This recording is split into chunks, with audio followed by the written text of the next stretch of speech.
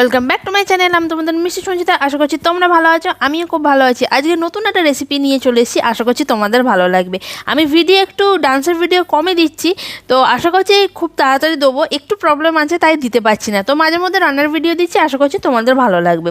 তো আজকে আমি তোমাদের সাথে শেয়ার করবো আমি ফিরনি কীভাবে বানিয়েছি। তো আশা করছি তোমরা আমার ভিডিও দেখে নিজেরাও বাড়িতে ট্রাই করবে, ভালো লাগবে। তো 1 কাপ বাসমতি চাল নিয়ে নিলাম, যেহেতু এটা কম বেশি সবার বাড়িতেই থাকে। তো বাসমতি চালটা নিয়ে আমি সেটাকে দেখতে পাচ্ছ 1 কাপ মতো নিয়েছি, এর বেশি আমি নিয়ে নিকো, ওটা অনেকটাই হবে। তো জল দিয়ে আমি বেশ কিছুক্ষণ ভিজিয়ে রাখলাম। তো ভিজিয়ে রেখে তার কিছুক্ষণ পর আমি এটা দেখতে পাচ্ছ জলটা দিয়েছি এবং এটা ভেজানো থাকবে প্রায় 1 ঘন্টা মতন আমি রেখেছিলাম। 1 ঘন্টা পর আমি এটা আবার এসে দেখছি, তো মোটামুটি চালটা দেখছি ভিজে গেছে। তো চালটা খুব ভালোভাবে আমি এটা জল ঝরিয়ে নেবো। জল ঝরানোর পর আমি একটা নর্মাল বাটিতে নিয়েছি, তোমরা এর উপর কাপড় বা টিস্যুর ওপর দিলেও খুব তাড়াতাড়ি শুকিয়ে